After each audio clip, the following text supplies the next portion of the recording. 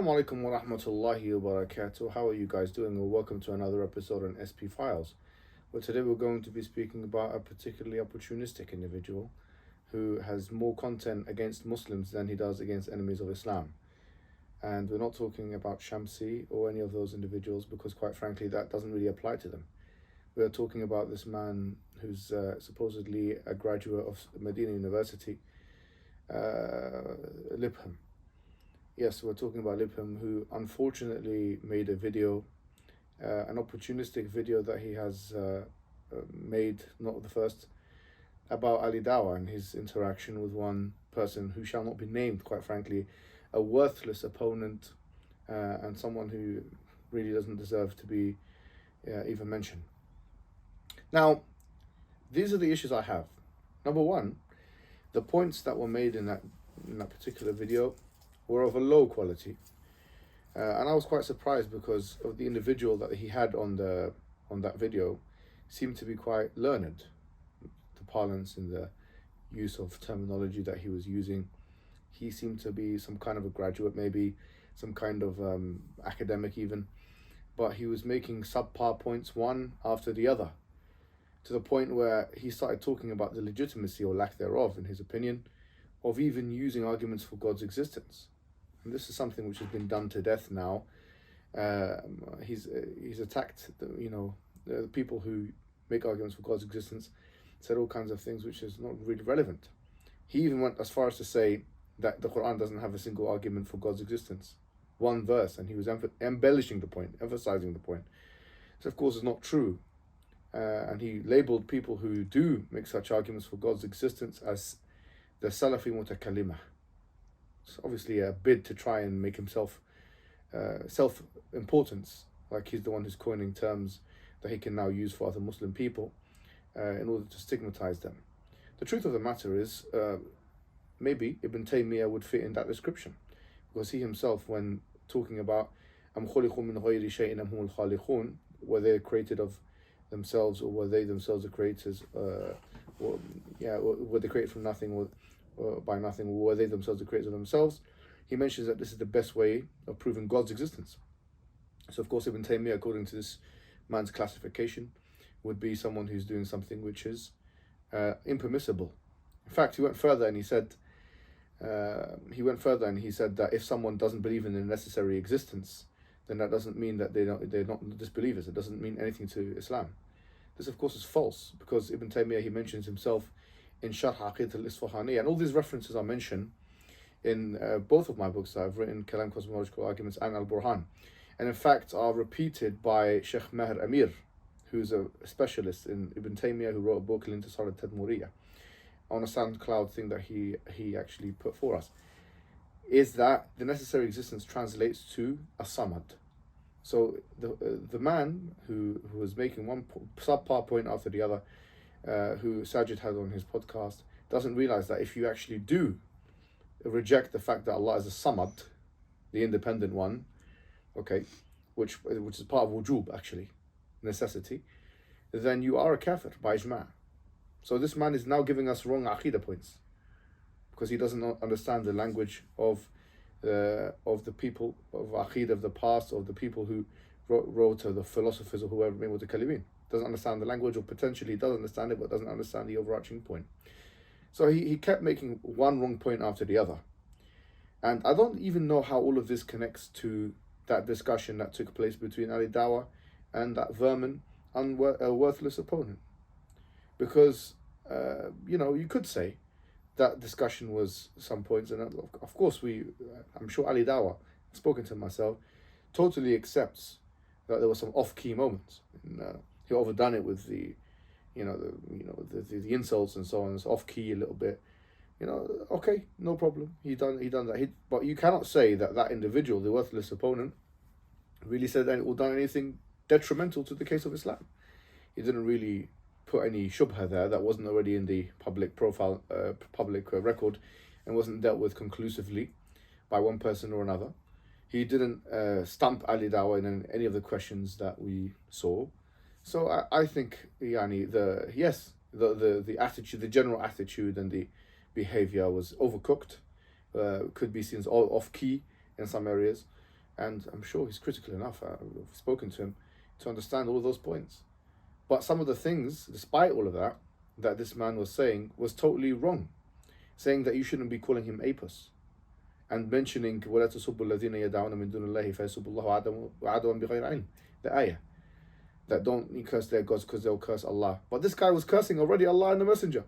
It doesn't apply to him at all. This is قياس مع وجود الفارق. This analogy.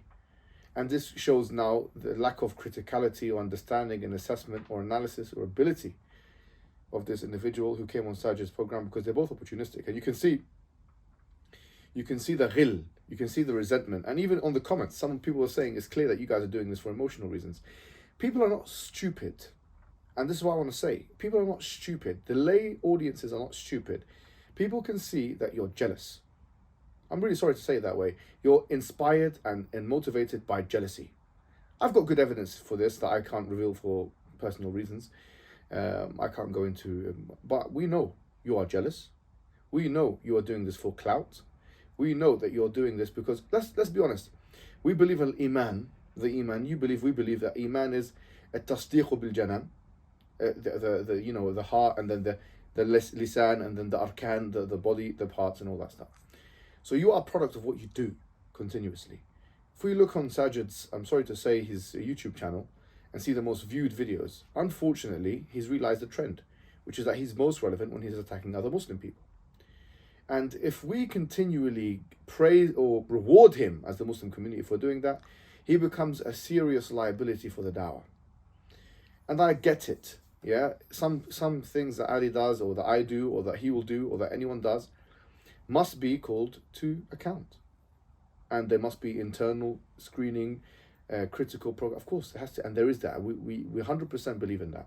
In fact, ALIDAWAH has came and seen us today, and we had a very prolonged conversation with him, talking about what he can improve for next time, what all these things. It's happening.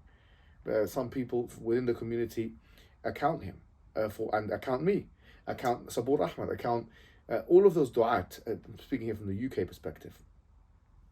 But the lambasting approach where you try and do isqat, try and take somebody out, is different to try and improving a product. We know the difference. The people know the difference.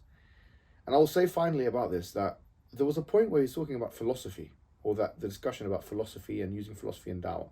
We've spoken about this at length. You can look at our videos on SP Files and my videos even on my own channel about what we mean by philosophy and why it's valid or whatever in certain contexts, in certain other contexts it's not, and all that.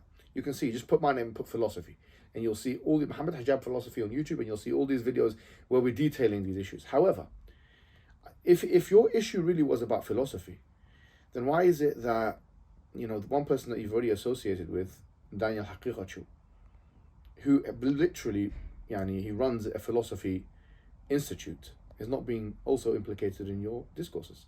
Is it because he's an enemy of an enemy? Habib, adu habibi, that the enemy of the enemy is my friend? And because obviously you're both going against Yaqeen Institute and all this kind of, do you think we can't see this stuff? Do you think we can't see this stuff? Do you think that the lay people, the Muslim people, are ignorant enough not to be able to see these allegiances? My last point here is, we need to look at the maslaha al-kubra, the major, bigger picture, common interest of the Muslim people, not about this group or that group. I say to you, Brother Sajid, what I hope that you will respond in the positive, which is that enough is enough of this partisanship, hizbiyah, and this allegiance to people in your vicinity, and the isqat of the Muslimun, not contacting them even privately. You didn't speak to ALIDAWAH privately before you did any of this stuff. Enough is of taking out personal agendas and making it look like deen. Enough of all of this. Why don't we come to ard mushtaraka, a common ground, and we speak about the issues you find are problematic, and at the end of it we agree. I mean, quite frankly, he's been making some videos recently, some comments, and I'll make this point as well, about YouTube ads. He said that YouTube ads, you shouldn't be using YouTube ads because it has haram things. Now YouTube has put, so look at the logic. He's saying YouTube ads have haram aspects, so therefore you're not allowed to put YouTube ads on. Itlaqan. There's no maslaha mafsada, there's no looking at the good and bad and weighing up. Okay, that's the position. He made that clear. But now YouTube has imposed a policy where everybody has to, the adverts are going to be there whether you put enable them or not. So on that logic, if putting YouTube ads is haram in all circumstances, then you putting your videos up is haram, because there's no maslaha mafsada, there's no weighing up pros and cons. Therefore, you should take your whole channel down. But now, see, subhanAllah, life forces you to be pragmatic. Life forces you to be pragmatic. You're still putting up videos, knowing full well that YouTube can put up videos of gambling and alcohol. But you were acting, sorry to say, sanctimoniously about other brothers that were putting up videos on YouTube, saying that they shouldn't put it up because, you know, of this, that, and the other, and Allah will provide. The same thing can be said of you now. Get off YouTube. Go into another platform where videos are no longer a thing. YouTube is not the only social media outlet. You can go to Instagram. You can go to other outlets which don't have adverts. So let's see if you're going to remain principled, or you're going to realize that pragmatism is not how you first defined it. And the idea of usul, ad-darurat tubih al-mahdhurat, wal-hajat tubih al-makruhat, all the things that we've studied, all those principles now come into play. So that's what I'm going to say, that it's not black and white. The way you deal with ALIDAWAH, the way you deal with this person or that person, or Norman Ali Khan, or Mufti Menku, any of the individuals that you've lambasted on your channel for gain, whether you think it's religious gain or otherwise. I think that you need to now realize that people are starting to see through you, and it's only a matter of time until you become totally irrelevant. So instead of that, focus on yourself. Focus on your own product. Focus on your own videos, akhi. And may Allah bless you, and I make dua for you to be on the right path, and we can be one yad, one hand, one body. Al-Muslim lil-Muslim kal-bunyan yashuddu ba'duhu ba'da. That the Muslim to another Muslim is like one building, that we put ourselves, we hold each other together, not what you're doing, which is the hedm approach, or breaking the approach. This is haram. Wassalamu alaikum wa rahmatullahi wa barakatuh.